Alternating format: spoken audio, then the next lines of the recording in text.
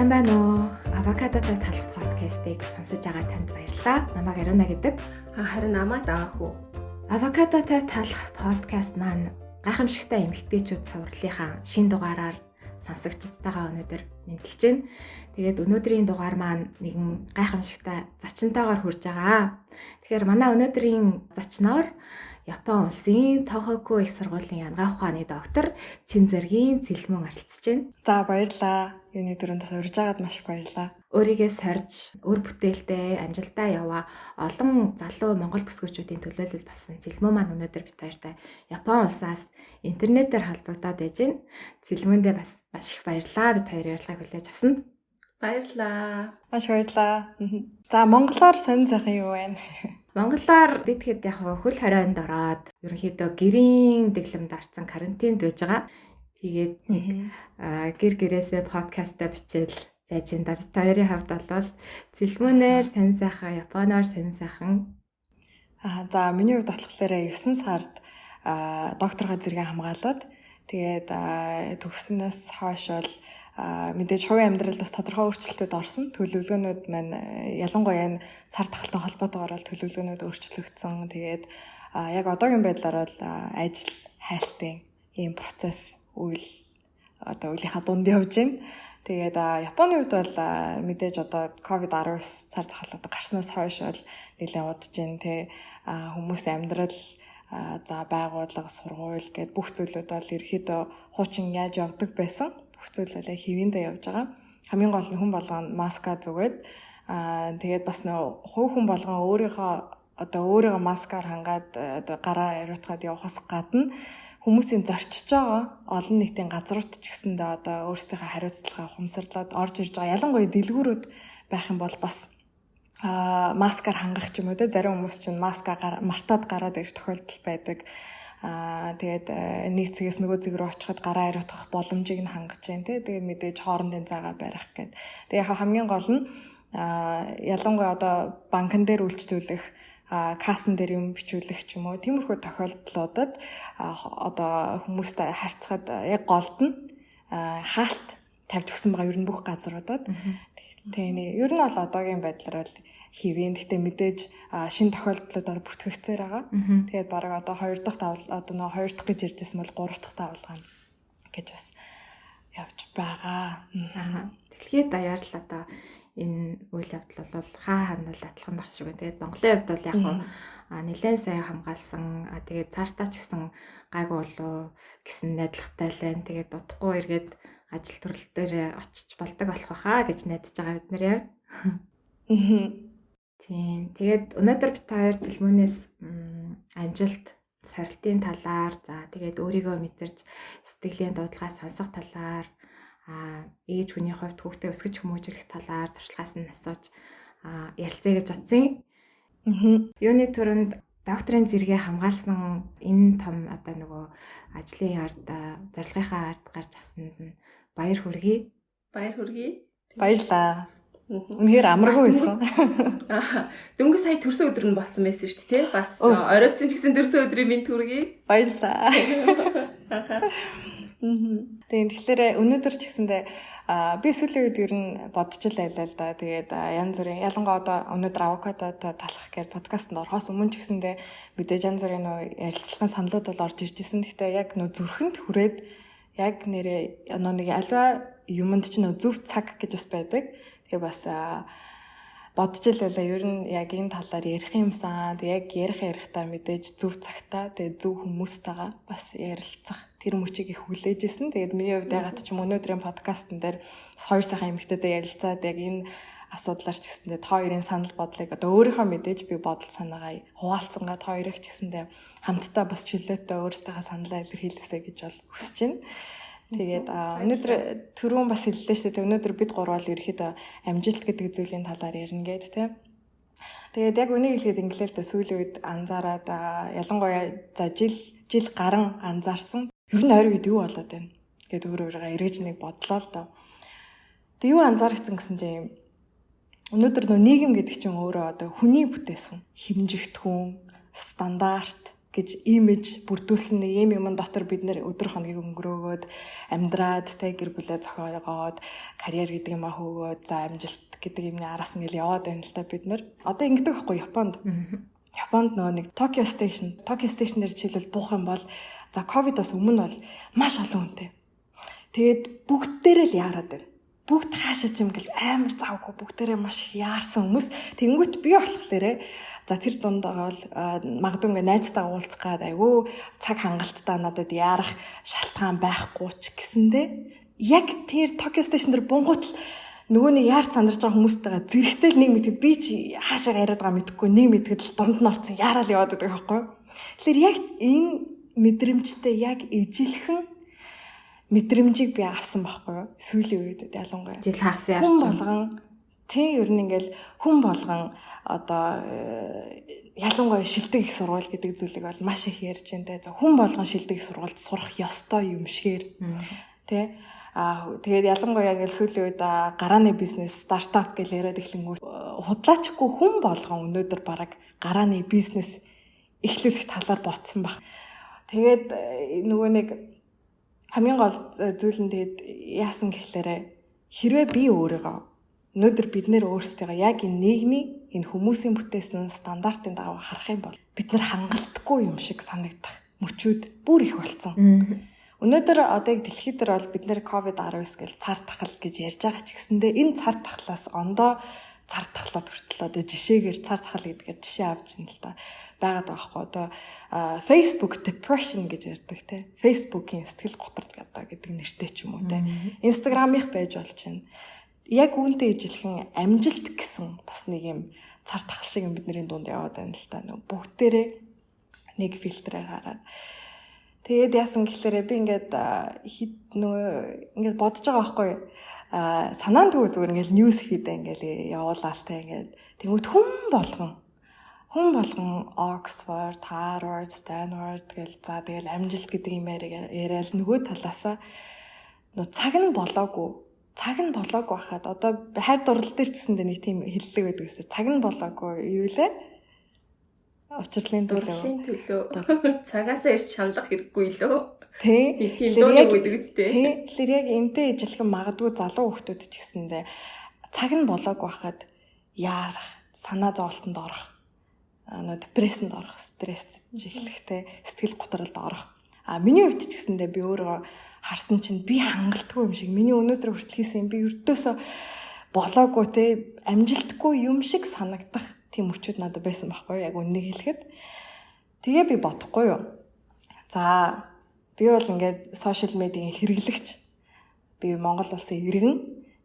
За өнөөдөр би ингээд 29 доо ингээд хийж бүтээсэн байгаа хэрнээ би амжилтгүй юм шиг санагдаж байгаа бол өнөөдөр насанд арай хүрээгүй байгаа залуучууд дөнгөж одоо юм бүтээхээсээ илүү өөрийгөө олж мэдэх, өөрийгөө хөгжүүлэх, туршлага суух юмтай одоо ингээд experience цуглуулах. Яг энэ цаг мөчөд явж байгаа залуучуудад хэрвээ надад ингэж тусч байгаа юм бол ийм залуу хүмүүстэд хүртэл эсэргээрээ нөгөө хүүхдүүдийг бид нэр сурах гад байгаа мó альсвал бүр сэтгэл готролд оруулах гэдэг юм уу те. Тэгэхээр тэр талаас авч үзэх юм бол санаа зовсон. Тэгээ би өөрөө мэдээж их хүн болохлээрээ бас заримдаа яагаад ч юм залуу хүмүүсийг харахаараа бас нэрээ энэ одоо залуу хүмүүс би ээж нь байсан бол би хүртэл санаа зовхоор байгаа байхгүй. Эрүүл нөө санаа зовлт байх ёсгүй биш байх ёстой. Гэхдээ нөө эрүүлэр санаа зовх гэдэг нэг чухал байна л да. Тэгэхээр өнөөдөр ямар ч байсан өнөөдөр ярих гэж байгаа сэдв байна. Их таалагдж байгаа. Тэгээд хоёрт яг ингээд миний зүгээр ойр дүр нь юу мэдэрч исэн энэ талаар ингээд сонсоход хоёрт ямар хөө санал бодол байна. Харин тийм. Юу бодогдож байна? Ер нь бол яг хуу нэг талаасаа манай үеийнхэн тэгээд биднээс арай залуу үеийнхэн өөрсдөө амжилтын төлөө их тэмүүлэлтэй юм хийсэн гэсэн тийм онцлогтой тэгээд дэлхийн нийтийн бүх залуустай юм амжилт гаргаж байгаа хүмүүсийг өөрсдийгөө жишиж өөрийгөө хөгжүүлэх талаар анхаарч зарим нэг хэсэг нь тэрийгэ урайлан дуудаж ингэж явж байгаа нь бол ер нь их гоё ололттой амжилттай санагдчихсэн. Тэгээд ямар сандаа л бид хоёр хүртэл одоо подкастынхаа энэ удаагийн цувралаар эмэгтэйчүүдийнхаа одоо гайхамшигтай эмэгтэйчүүдийнхээ талаар тэгээд ер нь бүсгүй хүн амжилтанд хүрнэ гэж юу байдаг талаар ингээд ярилцъя гэдэг санаачлах хүртэл гаргаад ингээд явж яах вэ? Гэхдээ цэлмэний ярьж байгаа энэ нөгөө нэг харах үнцэг бол маш чухал.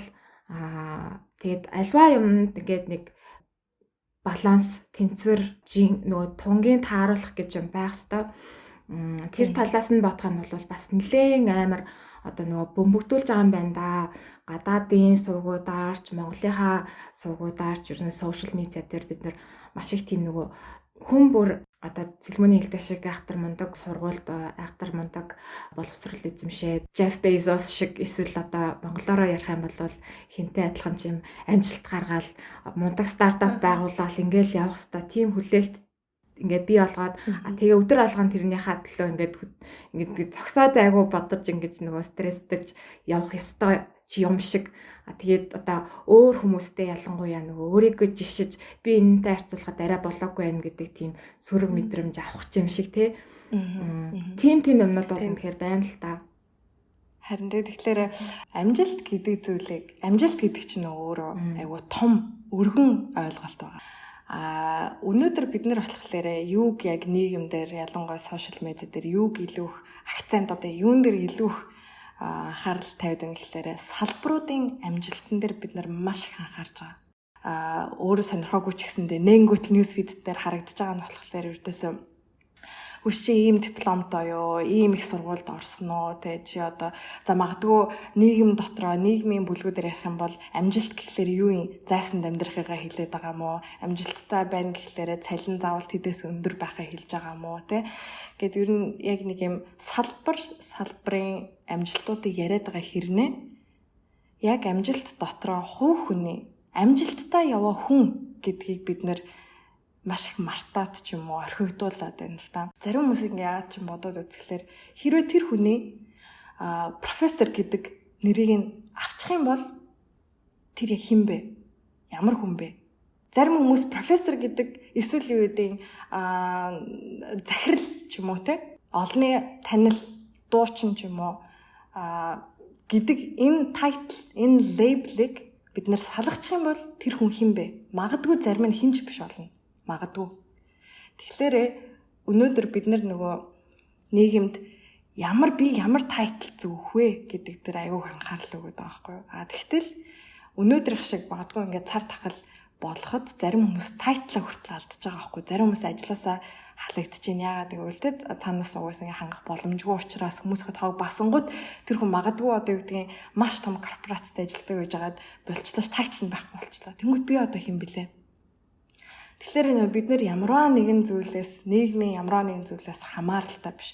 Тэр байгаа зүйл маань бид нарыг тодорхойлдог байх биш. Би өөрөө маш одоо тийм бат бөх тодорхойлолттой өөрөө амжилттай хүн байх нь юуны төрөнд чухал. Хүний бүтээсэн имиж, хүний нийгмийн бүтээж байгаа стандартаар тодорхойлолтоор бид нэр өөрсдөө битээ тодорхойлосоо гэж хүсэж байна. Тэгээд нөгөө нэг амжилт гэдээ бас нэг бүгдээ тодорхойлох гэж үзье л да ер нь. Амжилт гэж юу юм гэхлээрэ нэг том буруу одоо өрөөсгөл ойлголт нь юу гэхлээрэ англиар болохоор destination буюу хүрэх газар гэж одоо бодъё л да. За би нэг А гэдэг буудал дээр автобусны буудал дээр тэнгүүт бүр Д гэдэг буудал дээр Д гэдэг буудлыг одоо амжилт ололт гэж харж байгаа бол тэр алдаа байгаа байхгүй юу? Өнөөдөр яг энэ цаг мөчид магадгүй өнөөдөр их хүнд өдөр байж магадгүй те хин нэгний хувьд. Яг энэ хүнд өдрийг л өөрийнхөө байж болох хамгийн шилдэг өөрийнхөө хувилбараараа л өнгөрөөж чадсан бол тэр бол амжилт байхгүй юу? Тэгэхгүй нөгөө нэг өнөөдөр хүртэл хийсэн юмнуудаа үгүйсгээд хаа байсан ирээдүйд арай цаг нь болоогүй. Тэр Д гэдэг автобусны буудлын дээр очих болоогүй. Тэр тэнцээ ер нь хизээ тэнцээ хүрэх юм бид нар мэдэхгүй. Тэр хүртэлтэй хүрэхгүй бол яах юм? Хүрэхгүй бол байнгын сэтгэл санаагаар унаад өөрийгөө амжилтгүй гэж харах юм уу? Тэгэхээр яг энэ талаас бид нар өнөөдөр харах зүйтэй юм болоо гэж миний үзээр бодож байгаа. Тэгээд нөгөө явц гэдэг юм чинь өөрөө маш чухал. Явц нөгөө байнгын багаар ингэж өөрийнхөө хамгийн сайнаар л зөвхөн өнөөдрийнхээ урдаа байгаа зүйлээ бид нэр хамгийн шилдгээрээ хийжиж үр дүн гарч байгаа. Өнөөдөр юг зүгээр бас сануулмаар энэ гэхлээр энэ нөгөө амьдрал гэдэг чинь уралдаан биш. Хинч төрүүлж ямар нэмд хүрэх гээгүй. Хинч юунаас ч хоцроогүй байхгүй. Аян замдаа бид нэр яг тэр аялж байгаа цонхоор харах ёстой. Хажуу зүүн тишээ харах ёстой, баруун тишээ харах ёстой. Эсвэл заримдаа бид нар аян зам за уулны оройлоо гарахад бид нэр зарим нэг цэг дээр очиод нэг 5 минут амс хийдэг. Тэ?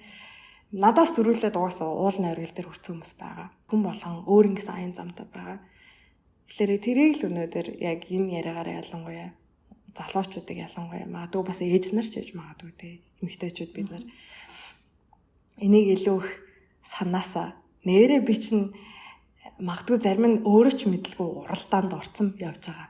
Өөрөө мэдлгүйтэй ингээд амжилтанд хүрэх гээд. Тэгэхээр амжилт гэдэг бол одоо хин нэгний нийгмийн биднээс гаднах хүчин зүйлүүдийн тодорхойлж өгсөн хүрэх ёстой газар гэдэг талаас нь биш саяны хэлдэг нөгөө аян зам тэгээд тэндээ амрах цагтаа амарч өөрийгөө чагнах цагтаа чагнах тэр аялал юмаа гэдэг тэр зөвлөл надад их гой санагдчихэв. Тэгээд нөгөө сэлмэн дээр ялангуяа юу гэдэг нь өөрийгөө чагнасан тийм айгуу чухал шийдвэрийг гаргаж исэн нэг жишээ байгаа юм шиг надад санагдаад байгаа байхгүй юу? Сэлмэнийг гаднаас нь харж байхад бол нөгөө анх UBS телевизийн Universe Best Songs гэх тэмцээний анхны ялагчаар тодроод тэр даруйда олонд танигдаад тэгээд урлагийн салбарт маш том амжилт гаргах үе таалга нь нэгдэжсэн.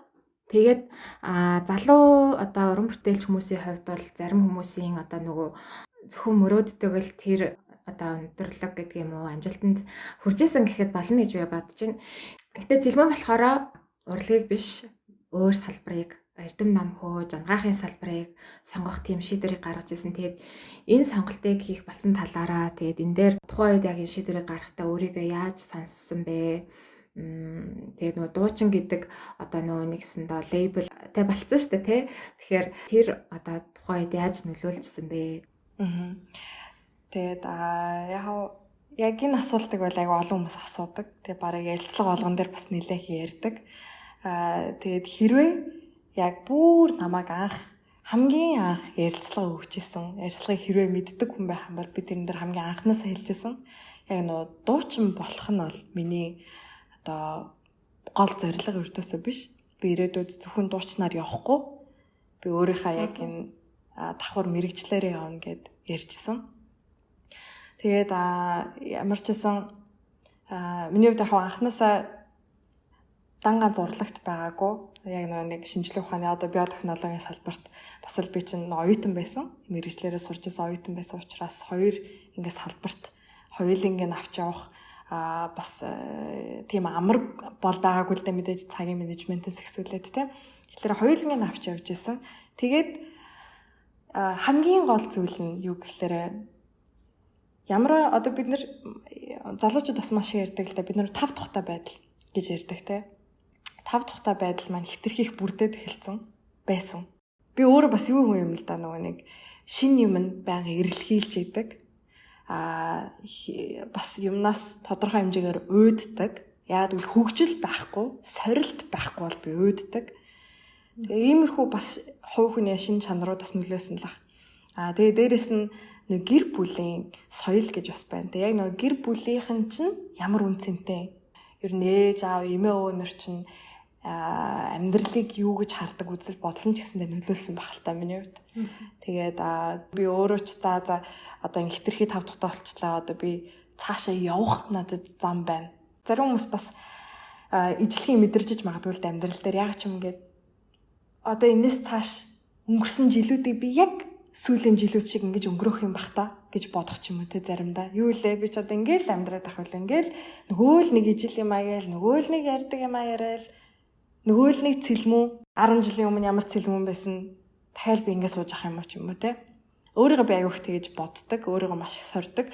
Өчигдөр биш одоо ингээд магадгүй жилийн өмнө бид нэр өөрийгөө тодорхойлдог байсан. Тодорхойлт чинь өнөөдрийн өнцгөөс харахад хэр нийцтэй байна, яах ёстой юм гэдгийг л эргэж нөө байнга хардаг. Тэгээд миний хувьд ялангуяа нөгөө юунд их дургуултай. хүнийг нэг юмар тодорхойлох гэдэг. Тэр юмд их дургу. Өнөөдөр нийгэмд за дийлэн хүмүүс нэг л юмараа тодорхойлогддог. Тэр нөгөө тайтл. Одоо тим юмны захирал тэр. Тим одоо тэнхмийн юуны дарга. За ийм компани ажилтан. Тэрийг авчих юм бол тэр хинч биш болох гэдэг ч юм уу те. Би тэр яг энэ юунд их дургу. Тэгээд хүн гэдэг чинь өөрөө хэдүүлээ бүр эртний одоо эрдэмтэд юм эртний ингээд гоц ухаантай хүмүүсийг бас ингээд ер нь эртний хүмүүсийг харах юм бол альва нэг зүйлээр хизэж өөрөө тодорхойлж байгаагүй те. Би болохоор хүнийг ер нь өөрийгөө би цэцэг шиг бодох юм бол би өөрөө цэцгийнхаа гол нь байна те. Тэгээд цэцэг чинь маш олон дэлбэтэй байдаг. Хэдэж нэгэн ингээд нэг би одоо зүгээр өөрийгөө бодох юм бол би нэгэн дэлбэтэй цэцэг баймарг байгаа байхгүй. Тэгэхээр дэлбэ гэдэг маань миний хувьд одоо нөгөө нэг янз бүрийн салбарууд маань ороод ирж байгаа байхгүй. Надад юу вэ?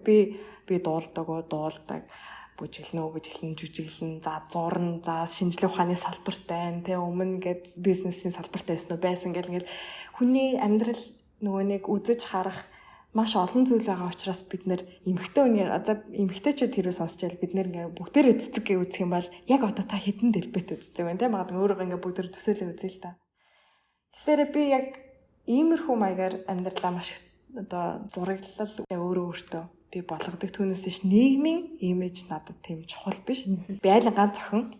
Тэгээд аав маань яг өнөөдөр бас намайг ямар хүн болоход маш их нөлөөлсөн. Нөгөө манай аав надад хэлжсэн байхгүй юу? Тэсэлмөө хүмүүс ихэнхдээ нөгөө бүх зүйлийг олсон ч гэсэндээ өөрийгөө алдсан байдаг. Гэ манай аав надад хэлжсэн байхгүй юу? Яг одоо бид нар ингээл гүүжин гэж бодоод нэг юмд яарч амжилт руу яарал гүүжсэн чинь л энэ тэнд юмас салгалж байгаа унгаацсан хайцсан те байх юм бол бас л амар харамсалтай. Тэгээд дандаа хит гэл цайл төгс юм шиг харагдаж байгаа юм. Дандаа л амжилттай гэл тайтлагдсан хүмүүсийг хараад ахлаарэ нөгөө талыг ердөөс харж чадахгүй. Тэгээ өөрийнхөө амжилттай явж байгааг харж чадахгүй. Яг үүндээ хүн болгон өнөөдөр амжилттай яваад ирсэн байгаа даахгүй. Өнөөдөр энэ подкастыг сонсох хүртэл өнөөдөр амжилттай ямар нэгэн байдлаар амжилттай өнгөрөөцсөн байгаа. Би бас нөгөө нэг сүүлд бас би нэг энэ ч Японд нэг Монгол охинтой таарад бас ярьж байлаа л да. Тэгсэн чинь нөгөө охин маань нэг л би өөртөө бүр ингээд готраад байна. Би бүр энийг яахаа мэдэхгүй энэ одоо би ингээд хийж байгаа юмдаа сэтгэл хангалуун биш. Ерөөдөө ингээд хүмүүсийг харахаар эргэн тойрны хүмүүс үеийн хүүхдүүд яасан ч мундаг юм эсвэл те зарим нэг хүмүүс нь гадагшаа дутгшаа явцсан байх юм ингэж хаан тэгж хаан би одоо энэ ч ингээд үргэлжлээд байж байгаа ч юм уу те ер нь иймэрхүү сэтгэл зүйтэй хүмүүс бол аюух байгаад нь те хэрвээ би чинь өөрөө нийгмийн эрүүл мэндийн чиглэлээр явдаг хүн тэгээ эрүүл мэнд гэдэг чинь зөвхөн өвчлөлийг хилдэггүй эрүүл байна гэдэг чинь эрүүл сэтгхүүтэй эрүүл бодол сэтгэл зүйтэй хүнийгээ бид нэр эрүүл гэж байгаа тэгээд нөгөө эрүүл сэтгэл зүйтэй сэтгэл санаа бодолтой хүн чинь өөрөө биеэрээ эрүүл байдаг. Тэгэхээр одоо тэгээд яг ийм юм шүү. Одоо яг нөгөө цэлмүний сая ярьсан юмнуудыг би ингээд сонсоод исэн чинь одоо тэгээд бид нар бүгдээрээ гэртээ сайхан хөл хорионд байна тий. Тэгэхээр яг одоо энэ үед бол бас нэг өөрийгөө тодорхой хэмжээгээр одоо үнэлж дүгнээд гэдэг юм уу өөрийгөө сонсоод тий. Тэгээ ер нь одоо миний хувьд амжилт гэдэг чинь ер нь юу юм? Тэгээ би яг одоо бас ингээд энэ асуултуудыг сэлмүний яриад байгаа энэ юмнуудыг бас сонсогчд маань өөрөөсөө аягуусаа асуух хэрэгтэй юм байна шүү дээ. Жишээ нь би яг энэ хүсээгүй ээжж тэр уралдаанд чинь тэр нөгөө Токио стейшн дээр байдаг шиг гүгээд орцсон байна уу тий? Цаг нь олоогүй байхад альсвал өөрийгөө айгүй ингээд хүмүүстэй харьцуулаад тэрэндээ тодорхой хэмжээгээр сэтгэл готролд орчоод байна уу ч гэдэг юм уу. Тэрийг бас ялангуяа залуучууд маань ч юм уу. За залуучууд ч гэхгүй угаасаа сошиал медиа дээр байгаа хүн болгон ер нь нэг бас нэг тийм юмд орцсон байх үгүй үгдгээс бас нэг эргэж харуулаас айгүй сайхан цаг хугацаа юм байна гэж бодоод сууж байна. Түрүүн бас аз жаргал гэдэг юмыг ботсон чинь ингэж юм л да нөө бид нар аз жаргалтай байлгах тэр юугаа юу гэдэг хүрх одоо аз жаргалтай байлгах зүйлээ бид нэр хит өндөрт одоо тодорхойлоод байна л да. Миний хувьд би өөрийгөө аз жаргалтай болгох амархан байдаг байхгүй. Тийм учраас би аливаад баяр хөөргийг хурдан олж авч чаддаг. Тэгэхгүй зарим хүмүүсийг харахаар юу аз жаргалтай болгох вэ гэхээр амар юм хизээ ирэх нь мэддэхгүй аюу хэцүү юмар тодорхойлчихно. За би одоо яг л ийм та болчих юм бол би аз жаргалтай болох гэдэг. Тэгээ тэр хүртлээр аз жаргалгүй явах сонголтыг хийдэг.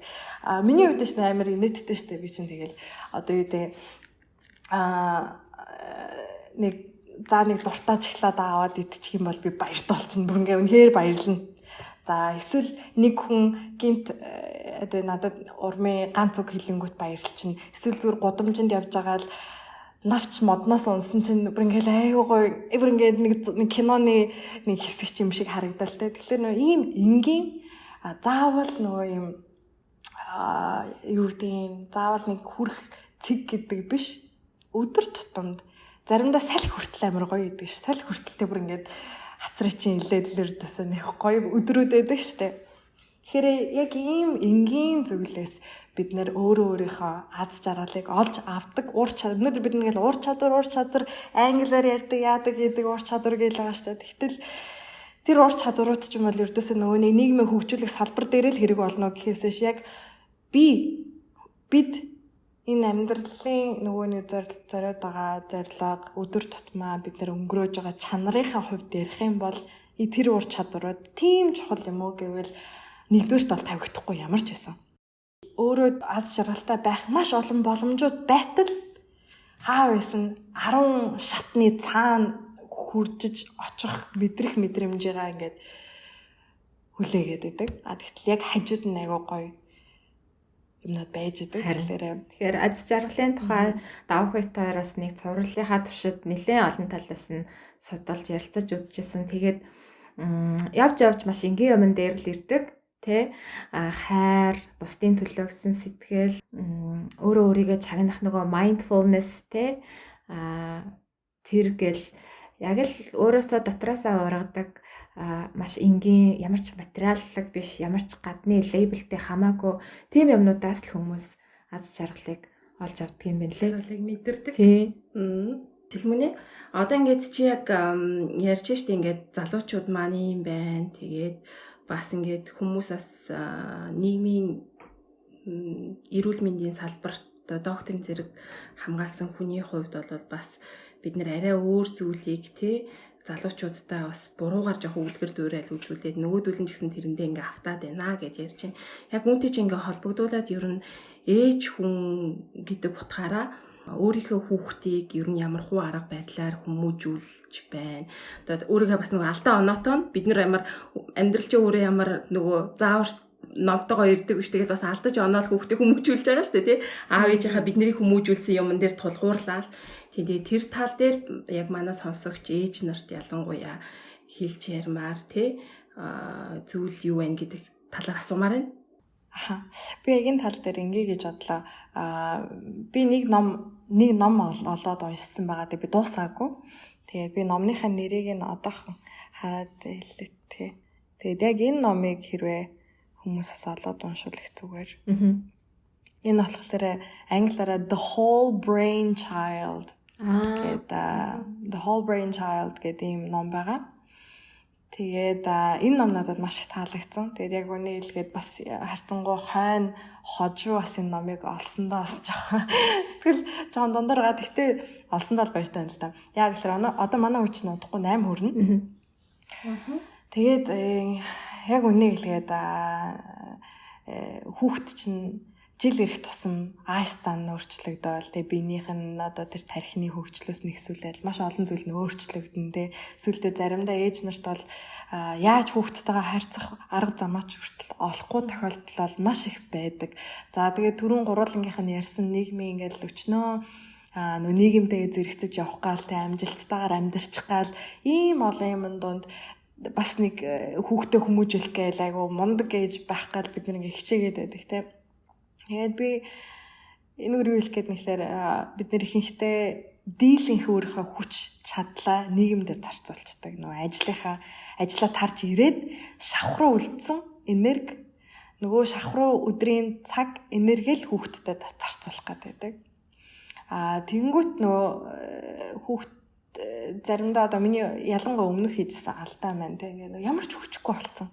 Ямар ч сайхан ааш заримдаа бүр байхгүй. Тэ заримдаа яг ингээл орж ирэнгүүт ингээд хүүхд янз бүрийн авир гаргангууд алдаа ингээл мөчнөө удаа хэлжсэн юм дахин хийгээд ахлаар уур уул ингээл задарчдаг ч юм уу тийм. Тэгэд иймэрхүү юм чинь аажимда цугларцаар агаад өдөр болгон ажиллаад тарсныхаа дараа бараг багаар нэмэгцээр агаад нөгөө гэр бүлийн соёл болчих гээд байдаг. Яг нөгөө ээж хүүхдийн бүр ингээ харилцааны соёл болчдөг те яг ингээд хүүхд нь алдаа хийж лээдэн тэнгуут ээж уурлаад орилж лээдэн ч юм уу те загинжил лээдэн ч юм уу нэг юм нормал юм шиг болчиход байдаг. Тэгтэл үнэндээ энэ маань ердөөсөө нөгөө бидний хүсэж байгаа их хүүхдэд харилцаж биш байгаа даа те. Ийм юм л да. Хүмүүс мэддэг нөгөө баруун зүүн тарих гэж ярьдаг шүү дээ тийм. Ялгаатай гээл те. Тэгээд хүүхдийн хувьд болохоор ер нь багасаа баруун тарих нь илүү хөөгдсөн байдаг. Нэ зүүн талаасаа илүү баруун хөөгдсөн байдаг. Тэгэн тийм. Тэгэхээр нөгөө нэг хүүхдэд ямар нэгэн асуудал гарлаа гэхэд эмоцоор дүүрдэг. Тэгээ нөгөө эмоцоо тэр хүүхд чинь яаж зохицуулахаа мэдэхгүй. Нөгөө баруун тархинасаа зүүн руугаа шилжихээ мэддэггүй тий. Нөгөө тархинд ч маш олон юм хэсгүүд байгаа шүү дээ. Тодорхой юмнуудыг нь хариуцж авсан хэсгүүд байгаа. Тэгээд энэ номны гол эцэг эхүүдэд юуг сануулж байгааг гэхээр хүүхдээ хүмүүжүүлэхдээ тархи гэдэг дээр нь илүү анхаараа. Энэ хүүхдийн тархины хөгжил гэж харах юм бол бид нэр илүү тодор, илүү ойлгомжтойгоор хүүхдээ ойлгодог болох гээд байна. Би жоохон бахта гэнэ манай хүүхэд жоохон бахт би ерөөд ажиллаад харж ирэнгүүтээ гэртээ англи хэл заадаг байсан. Тэгээ англи хэлийг заахад маш олон арга байдгийн. Нэг жишээ нь болохоор flash card гэлээр ингээд аяга хурдан үзүүлэлтэй зургаар үзүүлж байгаа шүү дээ. Яг тэрнтэй ижилхэн бид нэр хүүхдүүдэд жишээлбэл ууртай хүн ийм царайтай байдаг. Атаархаж байгаа хүн ийм байдаг. Сэтгэлээр гутарж байгаа хүн ийм байдаг. Эднэрийг энэ хүүхдэд бүр зурагтаа ингэж хөөрхөн тайлбарлаад ийм олон юм болдог шүү чиний дотор, чиний тархин дотор те бас ингэж ийм олон юм эргэлддэг. Тэгхийн бол хүүхд мэдж байгаа байхгүй ядаж өөрийгөө бас ойлгож хэлж байгаа байхгүй юу. Хүүхд би чинь би эсвэл хүүхдэд атаархаад байгаа юм байна те. Эсвэл би нэг хүнд хүнд гомдоод байгаа мэн ч юм уу те. Эхлээд ямар ч хэсэн бид нэр тодорхойлж өгөх хэрэгтэй. Тодорхойлсныхаа дараа за энэ бүх сэтгэл хөдлөл чинь ээжийн хүү, ээжийн охин эн чинь ийм л хугацаанд дотор чиний дотор ингээд гарч ирээд ундраад тодорхой хэмжээний дараа эн чинь байхгүй болно. Тэгээд нөгөө нэг эмоцн дээрээ тулгуурлаж үйлдэлийг гаргадаг биш. Би эсвэл яг энэ номыг уншснаас хойш бол хүүхдтэй жишээ татал да нөө юу. Тэр айгүйх үнэ тоглодог байхгүй юу? Үнэ карт. Яагаад гэвэл нөгөө тоглож ижил хүүхдэд айгүйх юм заадаг. Тэгээд нөгөө нэг өчигдөр манай хүүхд бол жишээ нь үнэ дээр би бас албаар бодлоготойгоор хэлсэн л тэ хүүхдтэй. Би чамааг яг одоо уйлуулна. Яад миний картанд айгүй сайн картууд байсан байхгүй юу?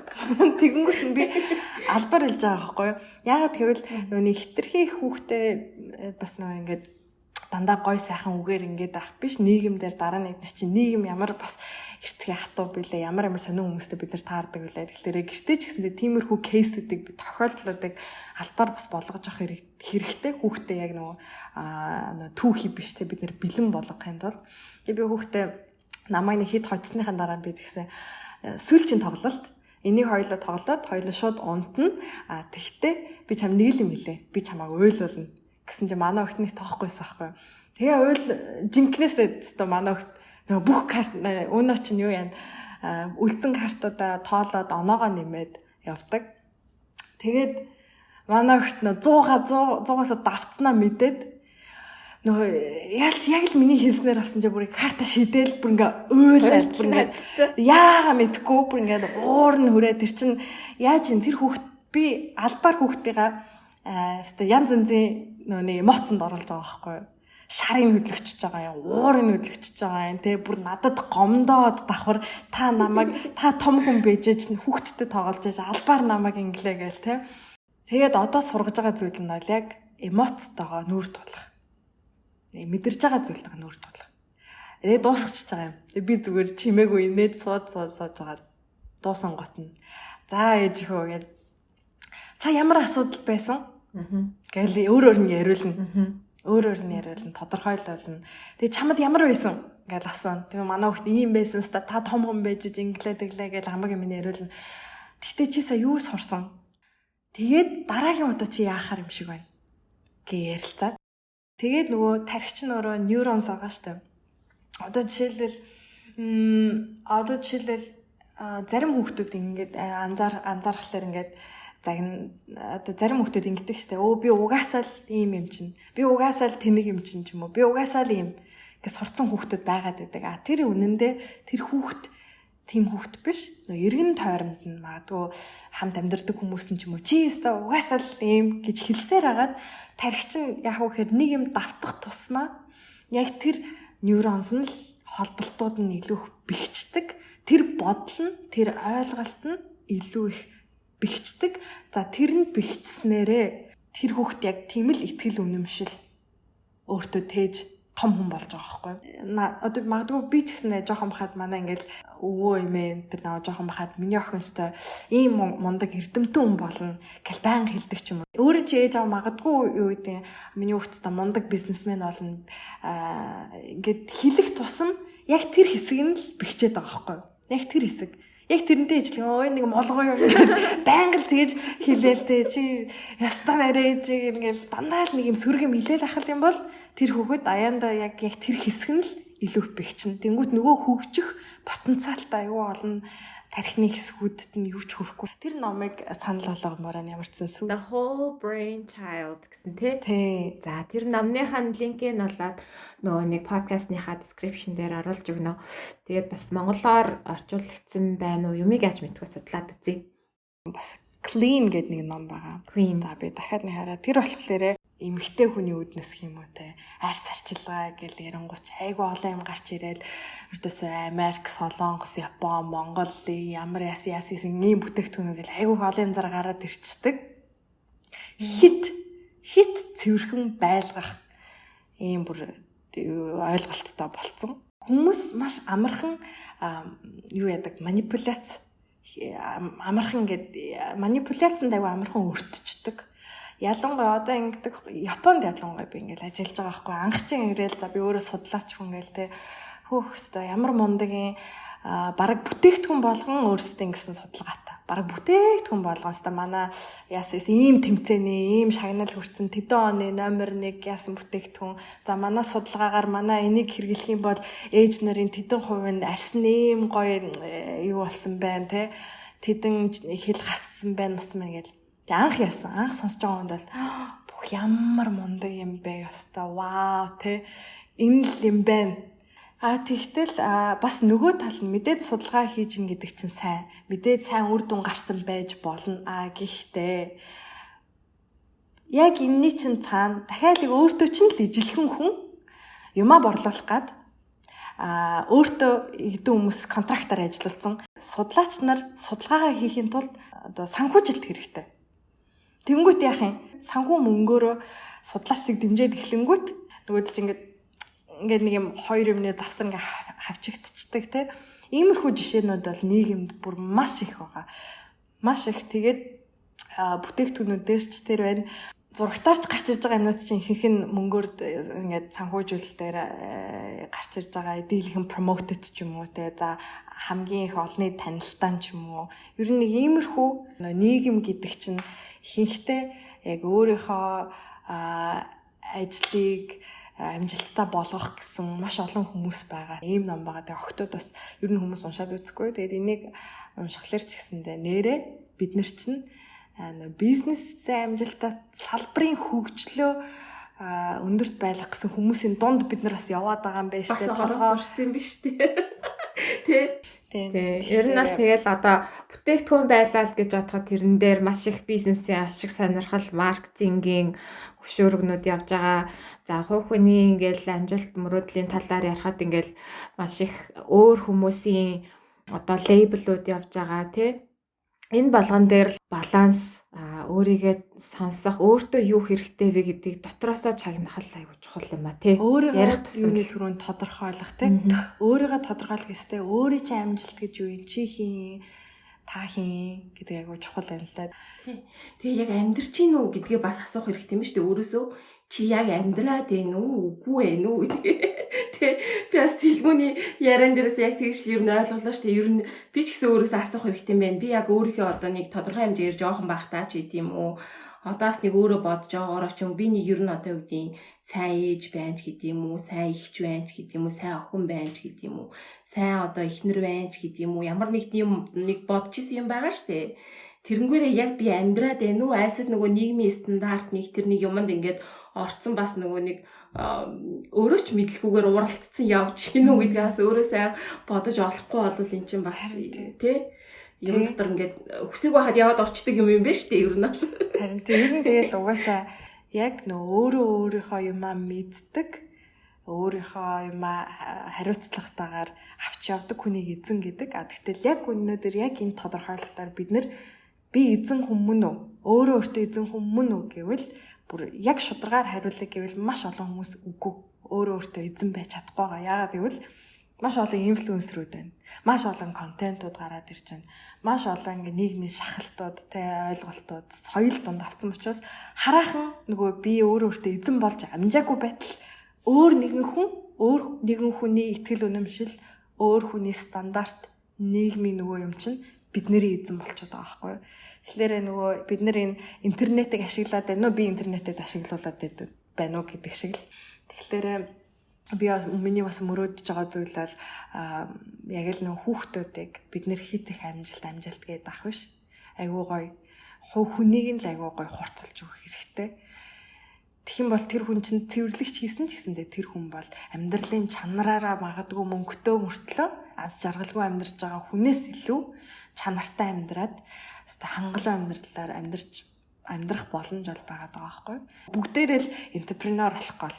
Бүгдээрээ л дарга болох, бүгдээрээ шилдэг сургууль руу орох гэдэг. Тэгээ яг нөгөө хийж байгаа юм нь юу байхаас үл хамааран өөрийнхөө дуртай зөв ямиг сонгож чадсан бол дарга байна уу, зэрэг байна уу? Зүгээр тэр ажлыг хийж байгаадаа өөрөө тэрнээсээ жаргал аваад, таашаал аваад гоё хийж болно те. Юу ч гэсэн. Ийм байна да. Би Японд бас сурж байхдаа цагийн ажил дээр цэцэрлэгт багшилдаг гэсэн байхгүй юу? Тэгээд цэцэрлэгт багшилж байхдаа л бас яг мөрөөдөж илээ.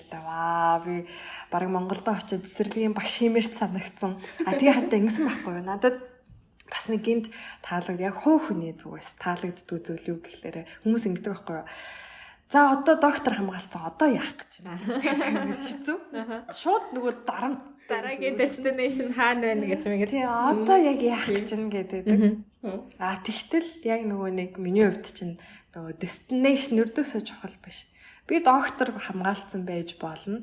Доктор хамгаалсан ч гэсэндээ хүн магадгүй цэцэрлэгийн багш хийгээд явахыг үгүйсэхгүй байхгүй. Тэр хүн тэрнээс аз жаргал авдаг гэж болно. Сэлмэнэ. Тэгэхээр бит хоёрыг одоо нөгөө подкастынхаа зочноор урихад тийм сайхан урайлахнаар хүлээж аваад тэгээд өнөөдөр бит хоёртай ийм гоё нээлттэй өгөөмөр сэтгэлээр ингээд нөгөө ярих гэсэн зүйлүүдэд хуваалцаад ингээд энэ хугацааг хамтдаа өнгөрүүлсэнд нь маш их баярлалаа. Баярлалаа. Та хоёртаа маш их баярлалаа. Тэгээд ямар ч гэсэн аюух өөрийгөө бодож исэн юмнуудаа мэдгүй одоо эргээд магадгүй гараа явсан ч би ийм ярьдаг байсан байж тэгээ санджиж магадгүй. Гэхдээ ямар ч хэлсэн гурлаа гой сайхан ярилцлаа. Тэгээ сонсож байгаа хүмүүст ч гэсэндээ би тодорхой хэмжээгээр хэрэгтэй юм өгсөн бол бас маш их баяртай байна. Яагаад гэвэл нөгөө ялангуяа нийгмийн эрүүл мэнд гэдэг талаасаа би энэ сэдвийг авч ярьсан. Нийгэм эрүүл байхын тулд залуучууд маш зөв, эрүүл сэтгэлгээтэй, эрүүллээр боддог, өөрийгөө боддоор хардаг, тухайн өдөртөө аз жаргалтай өнгөрөх боломж байтал нийгмийн иймэрхүү одоо магадгүй бизнес эрхэлж байгаа хүмүүсийн маркетингаас болоод ч юм уу те залуучууд бас өөрийгөө голоод аж магадгүй. Тийм учраас энэ сэдвийг ярих гэж бас их бодож байсан байгаа. Тэгээ маш баярлалаа боломж олгосон. Гараад явсан чинь дахиад ярих байсан санаа орж ирэх юм бол бодож байгаарэ. Тэгээд хэдүүлээ дахиад ярилцахыг болол үгүйсэхгүй.